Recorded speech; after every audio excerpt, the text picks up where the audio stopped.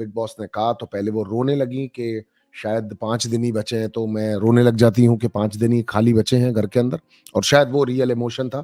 मगर उसके कुछ देर बाद जो झगड़ा हुआ, वो झगड़ा शायद समझ से सभी लोगों के परे था कि वो प्रियंका से लड़ना चाह रही थी या प्रियंका को ज़बरदस्ती अपनी इस बात को लंबा घसीटना चाह रही थी। हालाँकि घर में लोगों को लग रहा था कि बिग बॉस के अनाउंसमेंट करते ही ये लोग लड़ने लग गए, यानी ये जानबूझ के लड़ रहे हैं और जानबूझकर ये सब कुछ कर रहे हैं, मगर प्रियंका का कोई हस्तक्षेप नहीं था।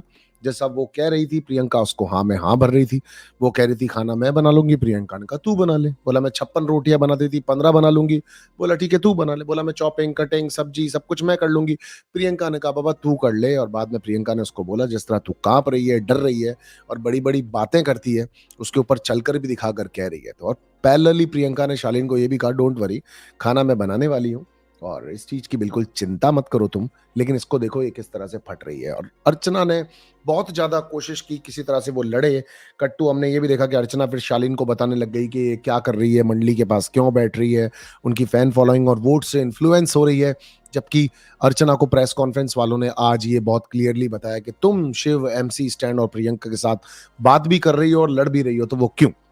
सो प्रियंका की कहीं इन्वॉल्वेंस नहीं थी कि 5 दिन बचे हैं चलो लड़ते हैं। प्रियंका पूरे घर के अंदर चीज़ों को सॉर्ट करती हुई दिख रही थी। प्रियंका पूरे घर में डिग्निफाइडली बहुत तरीके से खेल को खेलती हुई दिख रही थी।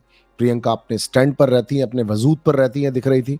So all is about now the things, जो भी हमारे आस-पास की चीज़ें हैं वो सारी की सारी काफ़ी हद तक प्रियंका के फेवर में जाती हुई दिख रही थी। लड़कों की तरह दिखती हो। Love you guys, take care, please do like the video, subscribe the channel, and I feel you guys, जो लोग फॉलो कर रहे हो और जो लोग नहीं कर